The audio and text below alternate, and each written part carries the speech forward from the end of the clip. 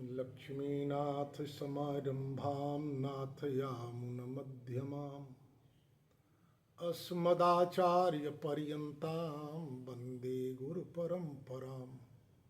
त्रिदण्डहस्तं सितजख्यसूत्रं कासाय वस्त्रं लशदोर्ध्रपुण्ड्रं रथाङ्गशङ्खाङ्कितबाहुमूलं रामानुजार्यं शरणं प्रपद्ये।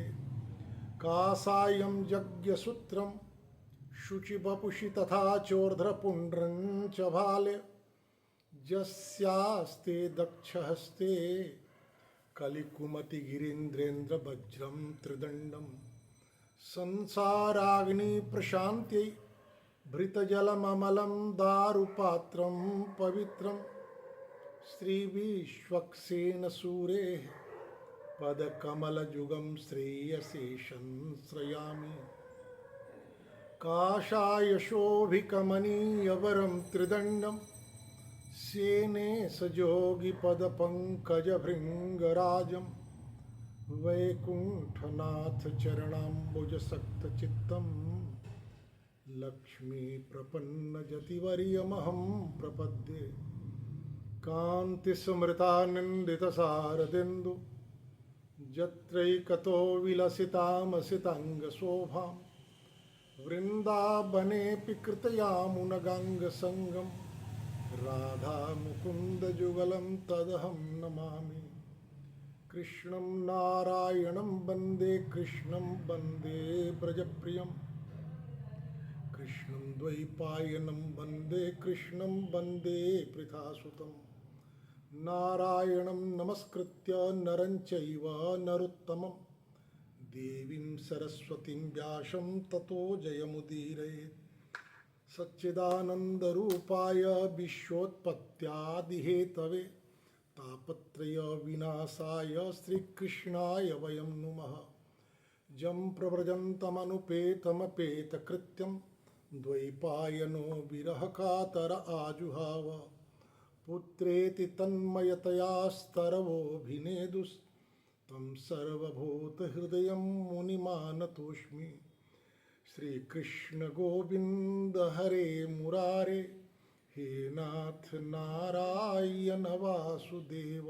श्रीकृष्ण गोविन्द हरे मुरारे हे नाथ नारायण वासुदेव।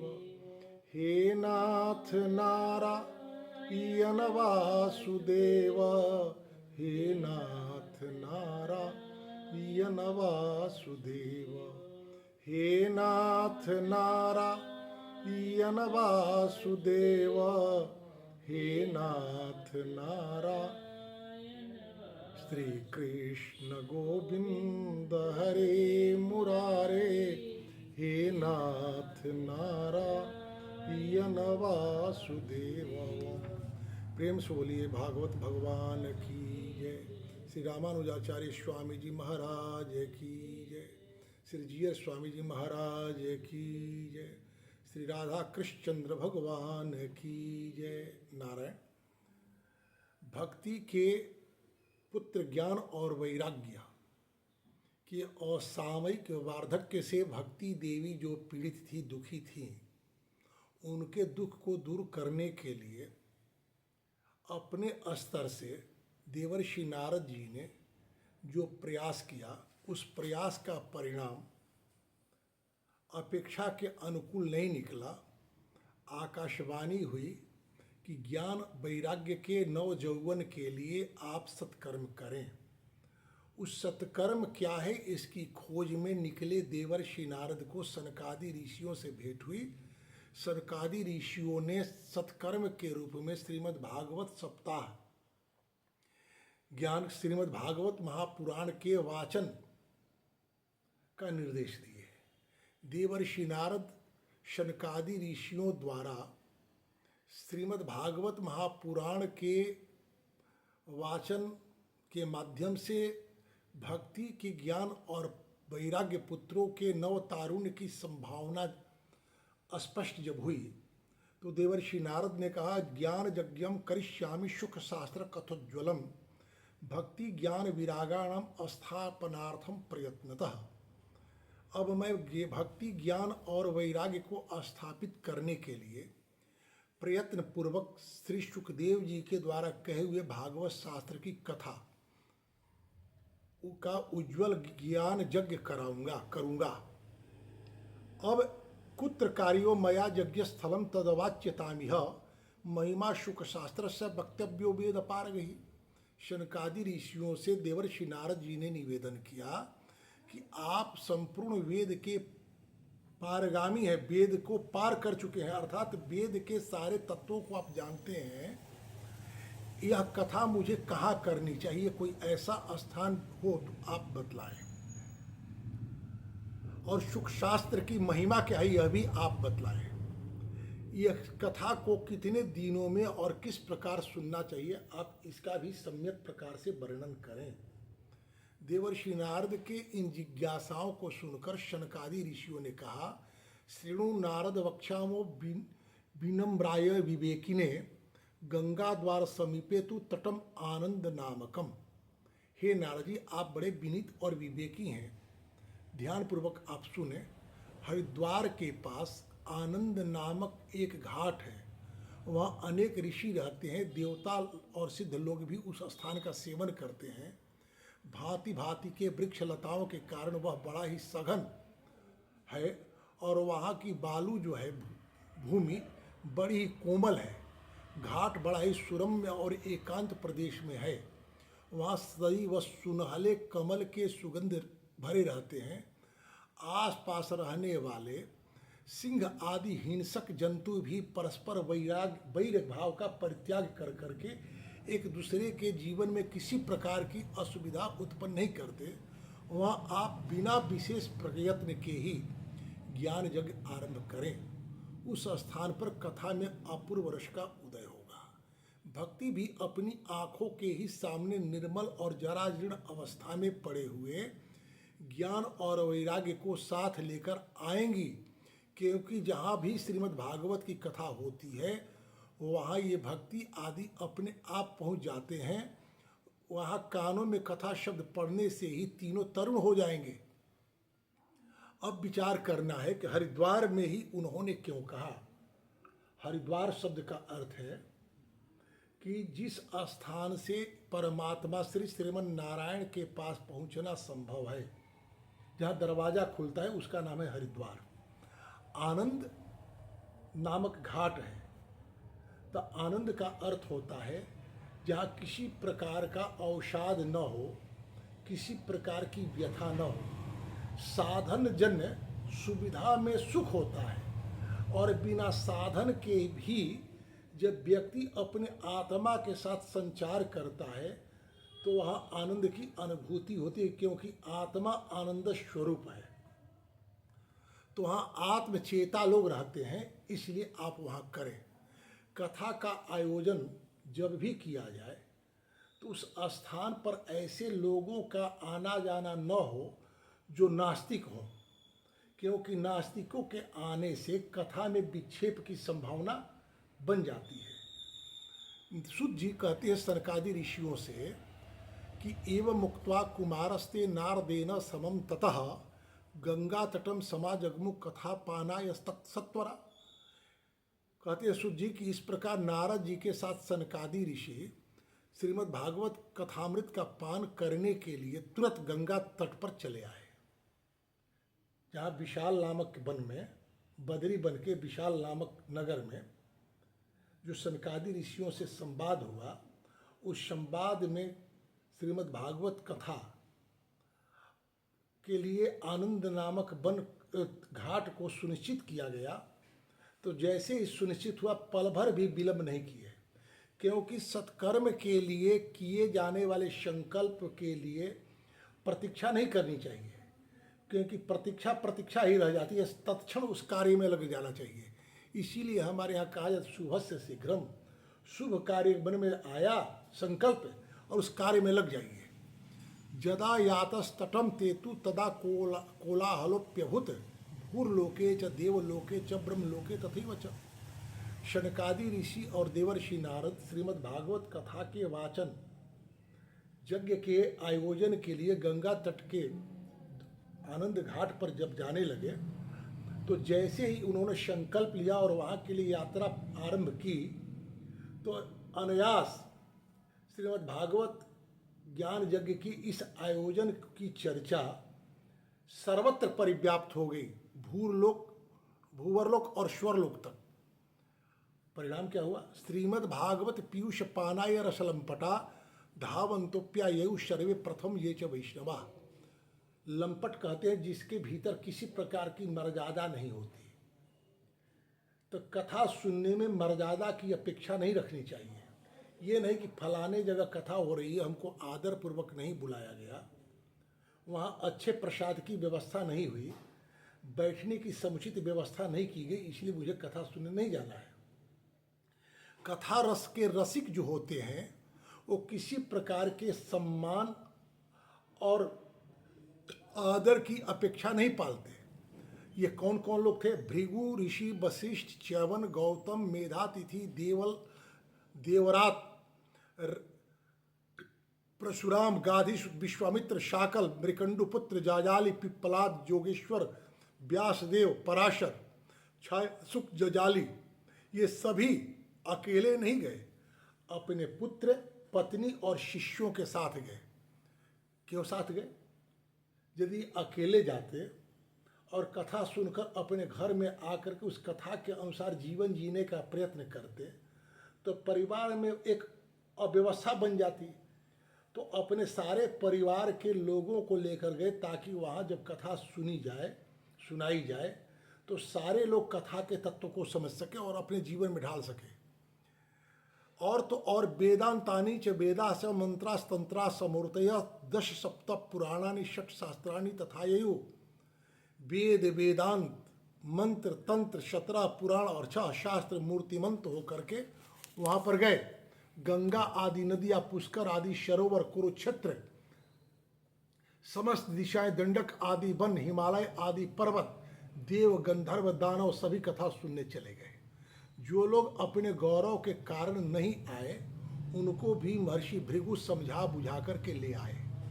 कथा सुनने में रति सबकी नहीं होती। कथा सुनने में रति उत्पन्न करने के लिए जो कथा रस के रसिक हैं वे समाज के अपने आसपास के रहने वाले लोगों को भी कथा में रुचि पैदा करने का प्रयत्न करते हैं और करना चाहिए, क्योंकि केवल आपके व्यक्तिगत परिवर्तन से समाज का परिवर्तन नहीं होगा। मनुष्य एक सामाजिक प्राणी है, इस नाते प्रत्येक मनुष्य का एक सामाजिक दायित्व है कि उसके आसपास रहने वाले लोगों के भीतर भी सद्वृत्ति प्रश्रय पाए।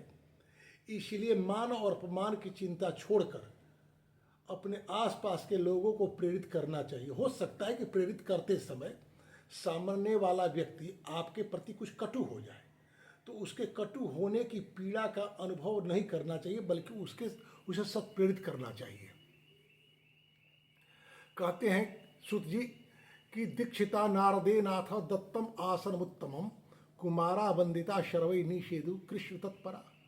कथा सुनाने के लिए दीक्षित होकर श्री कृष्ण पारायण सनकादि नारद जी के द्वारा दिए हुए श्रेष्ठ आसन पर विराजमान हुए। उस समय सभी श्रोता उनकी वंदना किए। श्रोताओं में वैष्णव, विरक्त, सन्यासी, ब्रह्मचारी लोग आगे बैठे। कथा सुनने के लिए जो पंक्ति बनती है उस पंक्ति में सामान्य लोगों को पीछे बैठना चाहिए और विशिष्ट लोगों को आगे बैठना चाहिए। तो विशिष्ट लोग होते कौन हैं? तो जो सांस्कृतिक रूप से उत्थित हैं, उन्नत हैं।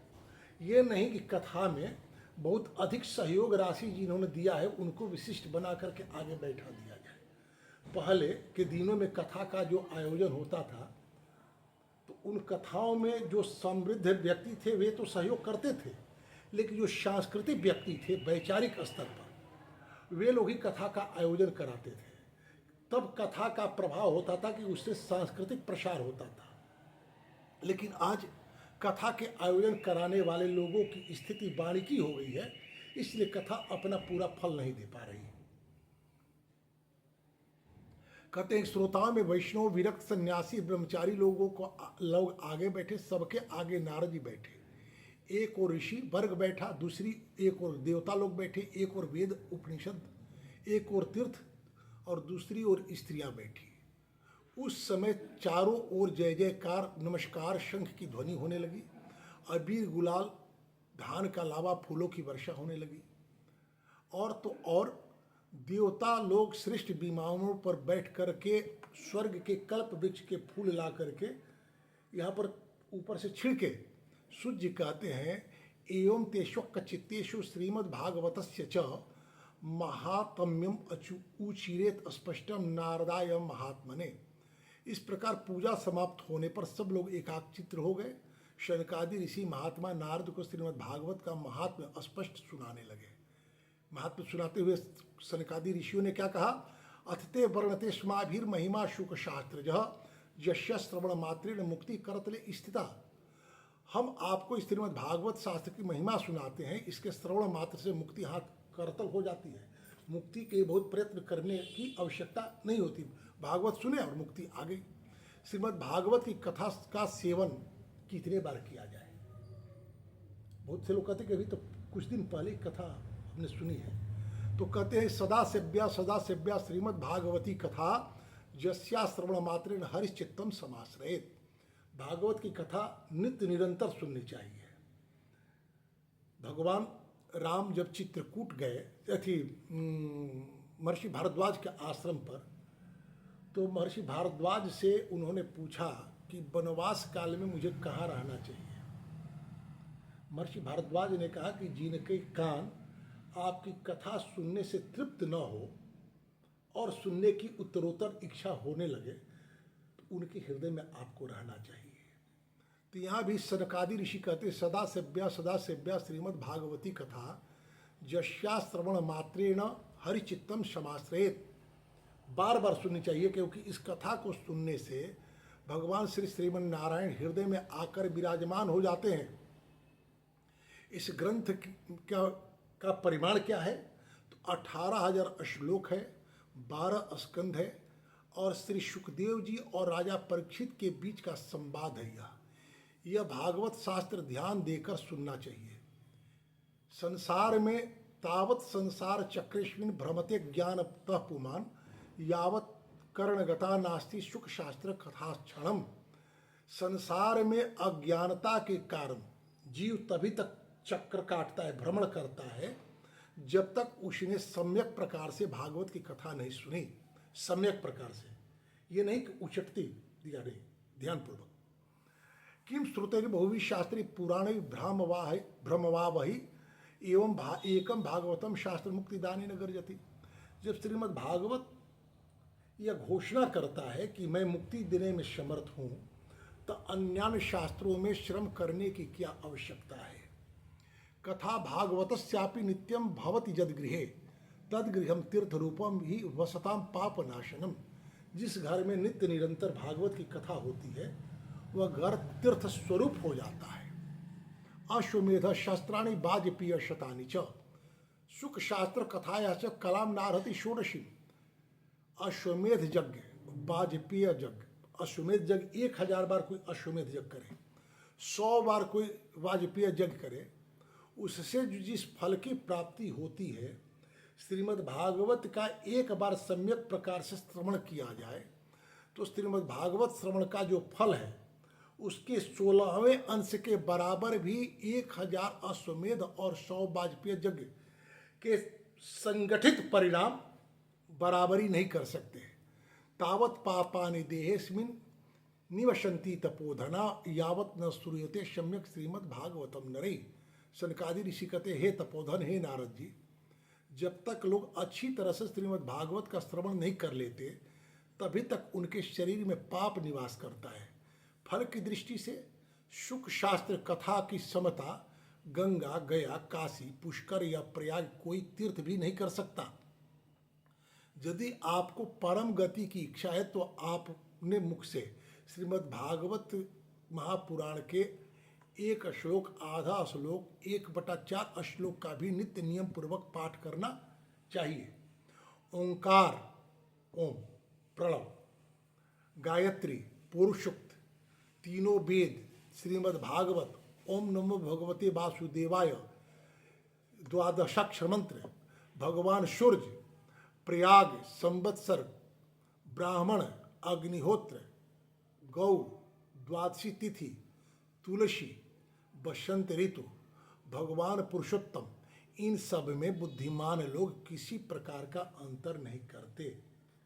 यही कारण है कि जो गृहस्थ है, गोसेवी, उसे भागवत सुनने की का अवसर नहीं मिलता, उसे जीवन में अफसोस नहीं करना चाहिए। भागवत महापुराण का सम्यक प्रकार से सेवन का जो फल है, वही फल गाय की सेवा में है, तुलसी के की सेवा में है, प्रणव मंत्र के जप में है, गायत्री के पुष्चरण में है, ब्राह्मण की सेवा में है, नित्य अग्निहोत्र में है, द्वादशी तिथि के उपवास में है, बसंत ऋतु में है।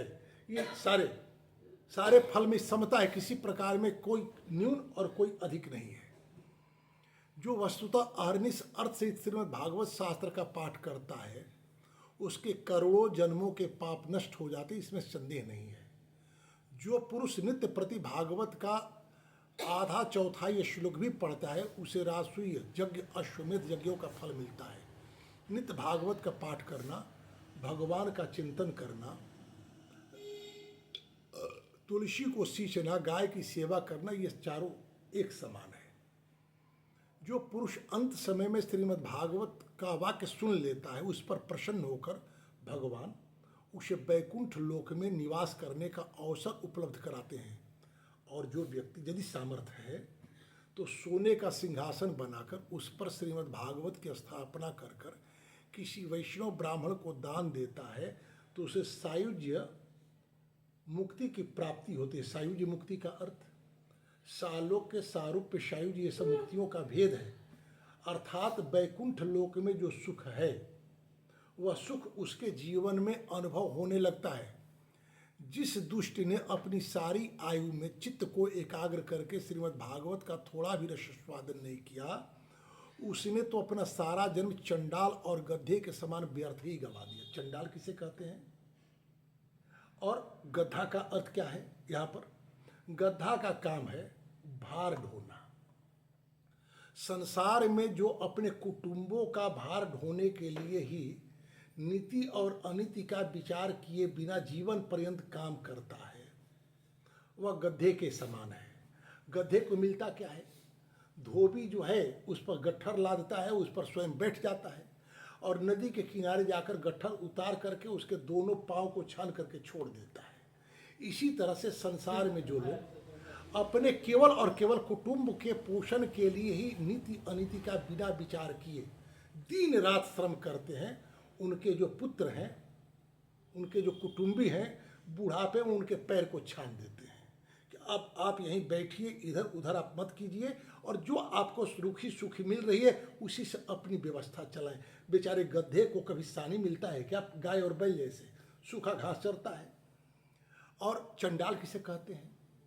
तो चंडाल का अर्थ है जो कुत्ते का मांस खाकर अपना जीवन भरण करता है, जो कुत्ते के लिए भोजन बनाता है, जो कुत्ते को लेकर के पालता है, कुत्ते को गोद में लेता है, सबके सब चंडाल श्रेणी में आते हैं।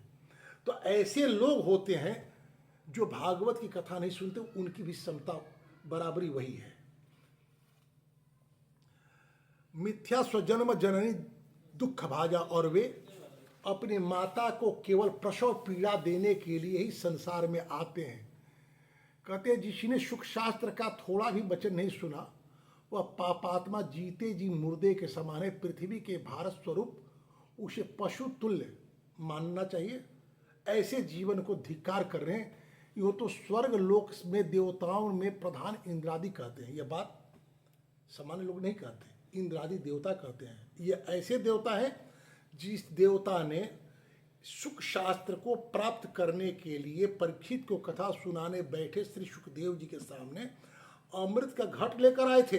जिस अमृत को प्राप्त करने के लिए समुद्र मंथन किया गया, जिस अमृत को पीने के लिए एक युद्ध हुआ, ऐसे अमृत को सयत्न बचाने वाले इंद्रादि देवता भी सुख शास्त्र के लोभ में कि हमें मिल जाए, वह अमृत का परित्याग करने के लिए तैयार थे। लेकिन उन्हें सुखदेव जी ने नहीं दिया, क्योंकि जीवन में स्वर्ग का अर्थ क्या है भाई? स्वर्ग का अर्थ है अपने पुण्य के बल पर जीवन की सुविधा को प्राप्त करना। जो अपने जीवन में केवल सुविधा का आग्रही है, अपने सुविधा के लिए अपने द्वारा कमाए हुए धन का खर्च करता है, उस धन से किसी अन्य का पोषण नहीं करता, ऐसे लोग जीवन में पशु और मुर्दे के समान है, क्योंकि उन्हें ऐसी कथाओं में उन्हें रति नहीं होती। दुर्लभैव कथा लोके श्रीमद् भागवतोद्भवा कोटि जन्म समुत्थेन पुण्य नैव तुलभ्यते। करोड़ों जन्म का पुण्य जब उदय होता है, तो करोड़ों जन्म का पुण्य क्या होता है?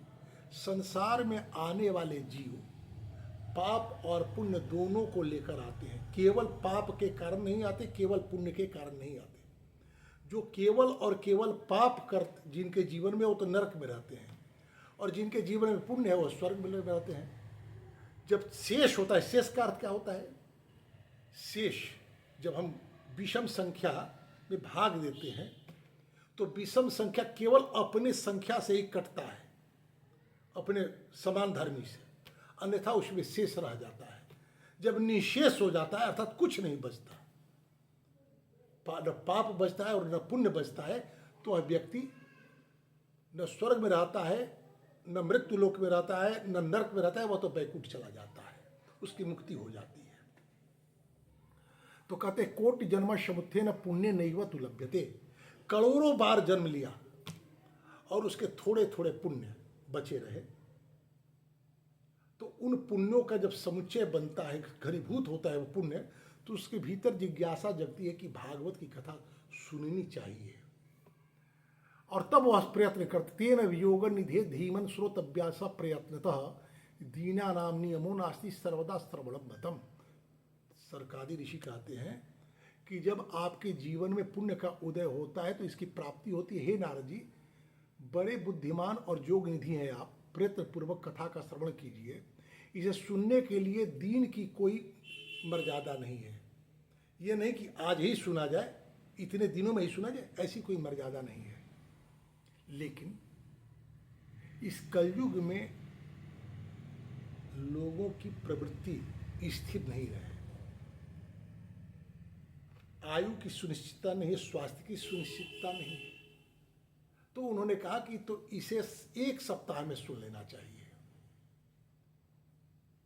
क्योंकि हमारी आयु, हमारा सामर्थ्य, हमारी प्रवृत्ति कब मुझे इस अवसर से दूर कर दे, इस कलयुग में कहना मुश्किल है। इसीलिए 1 सप्ताह में इस कथा को नियम पूर्वक सुन लेना चाहिए। श्रद्धा श्रवणे नित्यम माघे तावत द्वितीय फलम तत्फलम शुकदेवेन सप्ताह श्रवणे कृतम। कलयुग में बहुत दिनों तक चित्त वृत्तियों को वश में रखना, नियमों में बंधे रहना, पुण्य कर्म के लिए दीक्षित रहना कठिन है, इसलिए सप्ताह श्रवण से सुनना चाहिए। श्रद्धा पूर्वक कभी भी श्रवण करने से अथवा माघ माह में श्रवण करने से जो फल होता है, वही फल श्री सुखदेव जी ने सप्ताह श्रवण में निर्धारित किया है। मन के असंजम, रोगों की बहुलता, आयु की अल्पता के कारण कलयुग में अनेकों दोषों की संभावनाओं से ही सप्ताह श्रवण का विधान किया गया है। जो फल तप योग समाधि से नहीं प्राप्त होता, वह सर्वांग रूप से सप्ताह श्रवण से सहज ही मिल जाया करता है। तपस्या से कहीं बढ़कर ही, तीर्थ सेवन से तो सदा ही बड़ा है, योग से भी बढ़कर है, ध्यान और ज्ञान से भी बढ़कर है। अजी इसकी विशेषता कहाँ तक वर्णन की जाए, यह तो सभी से बढ़ चढ़ कर है। सुखदेव जी, शौनक जी ने सूत जी से पूछा कि हे सूत जी, शास्त्र्यमेतत् कथितम कथानकम ज्ञानादि धर्मान विगण्य सांप्रतम निःश्रेयसे भागवतम पुराणम जातम कुतो योग विदादि सूचकम।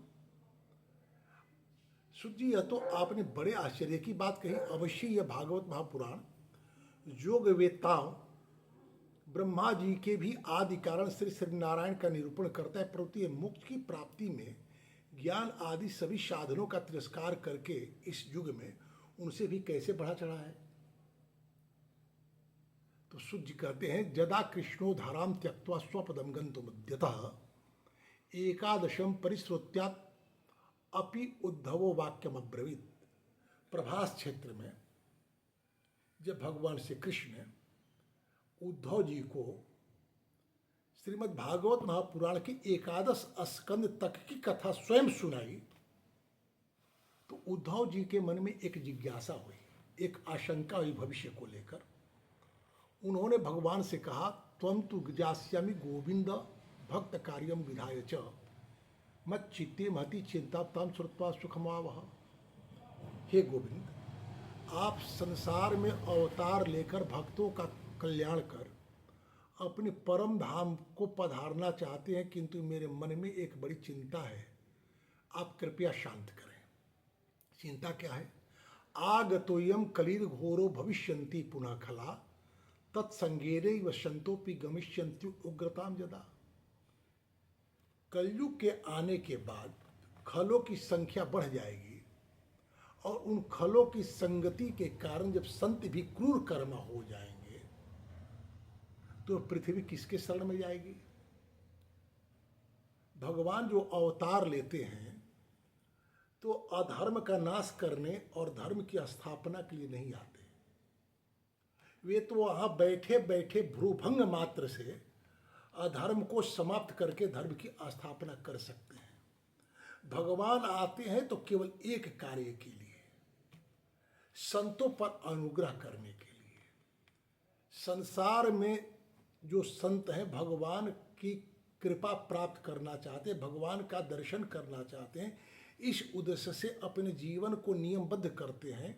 ऐसे संतों पर अनुग्रह करने के लिए भगवान आते हैं और जब आ ही गए हैं तो आ करके यहीं पर अधर्म का नाश और धर्म की स्थापना जैसा कार्य जो वैकुंठ में रहते हुए भी कर सकते थे या अपने प्रतिनिधियों के माध्यम से करवा सकते थे। भगवान के प्रतिनिधि कौन है?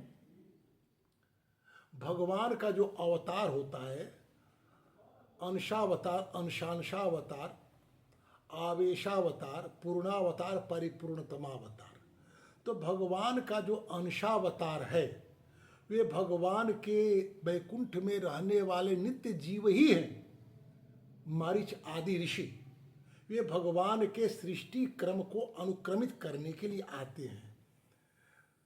प्रद्युम्न और अनिरुद्ध आदि जो हैं वे भी भगवान के अंशांशावतार हैं। वे भी भगवान के द्वारा की गई सृष्टि को अनुशासित करने के लिए भगवान की प्रेरणा से संसार में आते हैं।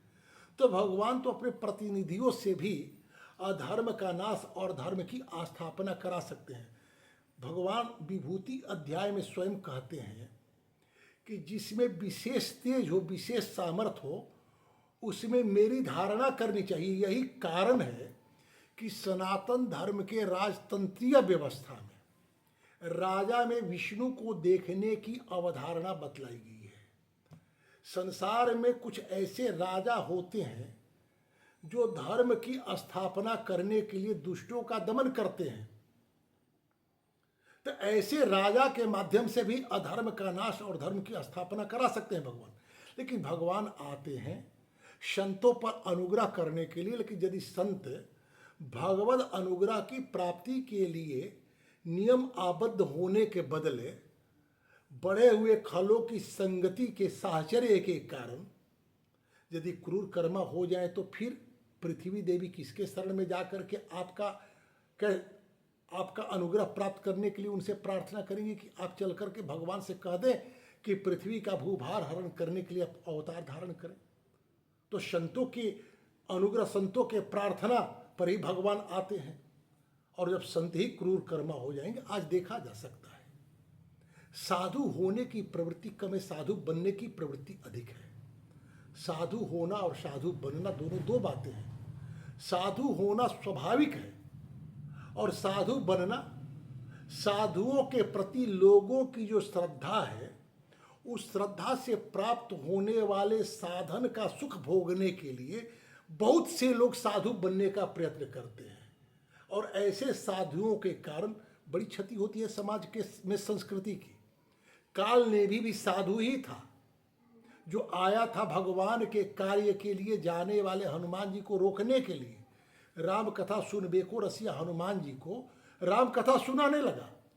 तो अच्छा हुआ कि वह अप्सरा जो जानती थी उसने हनुमान जी को काल नेमी का मूल स्वरूप चरित्र बतलाया और हनुमान जी ने उसको दंड दिए। रावण भी साधु बन करके ही आया था। भगवती सीता भी ऐसे वेशधारी साधु के सम्मान में अपने को समर्पित कर दी, लेकिन वह हुआ क्या? वह साधु नहीं था, वह राक्षस था। तो साधुओं के वेश में जो राक्षस होते हैं जी, वह भिक्षा हो, समर्पण ही हो, वे साधु के प्रति। भिक्षा ना, भिक्षा देने नहीं गई थी। साधु को अपने आश्रम के भीतर बुलाकर उनकी अभ्यर्थना और सेवा की थी। साधु ने, वाल्मीकि रामायण कथा जब हम सुनाएंगे तो इस विषय का सम्यक प्रकार से वर्णन किया जाएगा कि सीता जी उस साधु के सामने अपने वन आने के कारणों की व्याख्या करते समय जब ये कहती हैं कि मेरे ससुर महाराज दशरथ अपनी नई रानी कैकेयी के यौवन के आग्रह में फंसकर मेरे पति जिनके अभिषेक की उन्होंने एक दिन पूर्व घोषणा की, उनको वन भेज दिया। ऐसी बात यदि सीता नहीं कही होती तो शायद रावण सीता के प्रति जिस विचार को लेकर आया था उस विचार को प्रकट नहीं कर पाता। कभी भी कोई व्यक्ति चाहे कितना भी सुंदर हो, कितना भी सुवेशी हो, किसी वर्ण और आश्रम से हो, अपने परिवार का छिद्र जब तक आप उसके सामने नहीं कहते तब तक आपके जीवन पर संकट नहीं आ सकता। वाल्मीकि रामायण में ये बात स्पष्ट रूप से लिखी गई है, लेकिन चूंकि समाज में कुछ ऐसी बातें प्रचलित हो जाती हैं और सामान्य लोग शास्त्रों का गंभीर अध्ययन नहीं करते, परिणाम होता है कि सुनी सुनाई बातों पर ही विश्वास करके वही परंपरा में चलने लगता है, उससे यथार्थ का अभाव हो जाता है। चलिए, वाल्मीकि रामायण की कथा भी नहीं हो रही है, वे भागवत की कथा हो रही है। मानस में गोस्वामी जी लिखते हैं, विधिवश सजन कुसंगति परहि जीमी मणि फणि निज गुण अनुसरहि।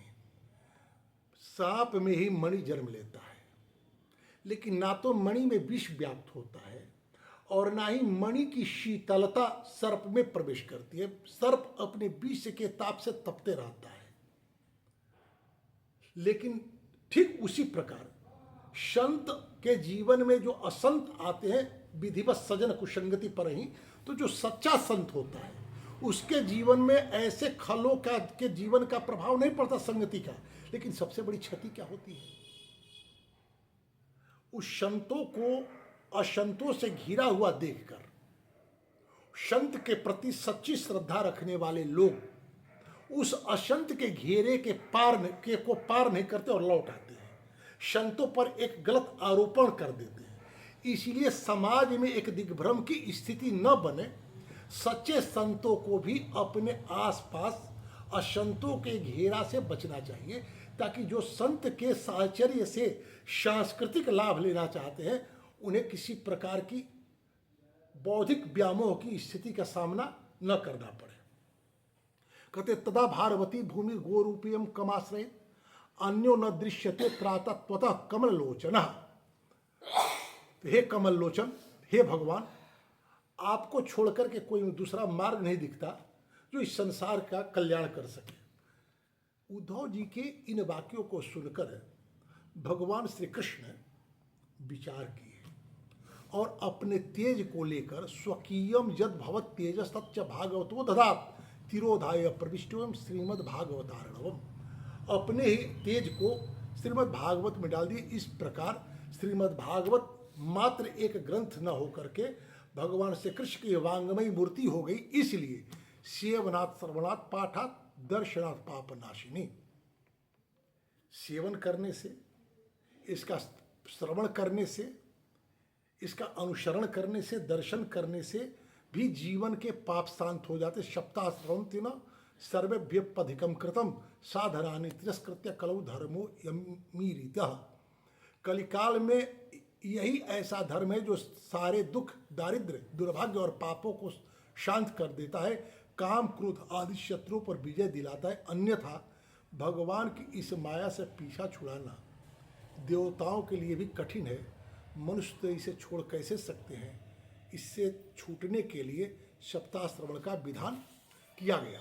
शुद्ध जी कहते हैं शौनक आदि ऋषि से कि हे शौनक जी, जिस समय सनकादि ऋषि सप्ताह श्रवण की महिमा का बखान कर रहे थे, सभा में एक आश्चर्यजनक घटना घटी। घटना क्या घटी? भक्ति सुतौ तौ तरौ गृहीत्वा प्रेमैक रूपा सहसा विराशित श्री कृष्ण गोविंद हरे मुरारे नाथेति नामानि मुहुर बदंती। जो भक्ति देवी अपने ज्ञान वैराग्य पुत्रों के वार्धक्य की पीड़ा से पीड़ित थी, खिन्न थी, नारद जी से जिस अपने पुत्रों के नव तारुण्य की प्राप्ति के लिए कृपा करने का प्रार्थना कर रही थी, वही भक्ति देवी अब अपने वृद्ध पुत्रों के साथ को ढोती हुई नहीं, बल्कि तरुण हुए अपने ज्ञान वैराग्य पुत्रों को लेकर के आई, गाते हुए श्री कृष्ण गोविंद हरे मुरारे हे नाथ नारायण वासुदेवा, इस मंत्र का उच्चारण करती हुई आई। कथम प्रविष्टात् कथमागतेयम मध्य मुनीना इति तर्कयन्तः। सभी सदस्यों ने देखा परम सुंदरी भक्ति रानी भागवत के अर्थों का आभूषण धारण की थी। तब सनकादि ऋषियों ने कहा कि ये भक्ति देवी अभी अभी कथा के अर्थ से निकली है। उनके ये वचन सुनकर भक्ति अपने पुत्रों समेत अत्यंत विनम्र होकर सनत कुमार जी से निवेदन की। क्या कही? भवद्भि अद्यैव कृतास्मि पुष्टा कलित प्रणष्टापि कथारसेन क्वाहं च तिष्ठामि मधुना ब्रुवन्तु ब्रह्मा हृदम ताम गिरिमुचुरेते। मैं कलयुग में नष्ट प्राय हो गई थी, आपने कथामृत से सींचकर मुझे पुनः पुष्ट कर दिया, नव जीवन दिया।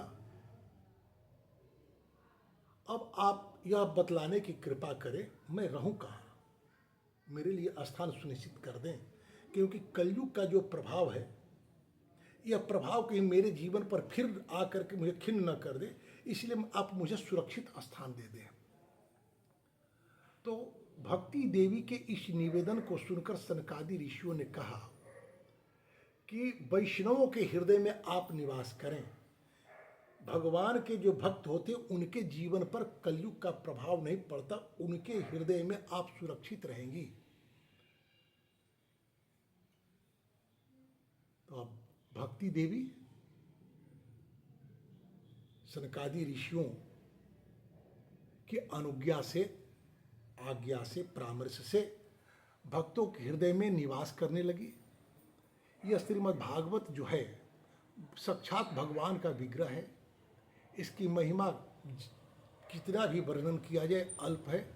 इसका आश्रय लेकर इसे सुनते और सुनाते रहना चाहिए। सुनने और सुनाने दोनों का महत्व है, अतः इसे छोड़कर अन्य धर्मों में बहुत अधिक रुचि नहीं लेनी चाहिए।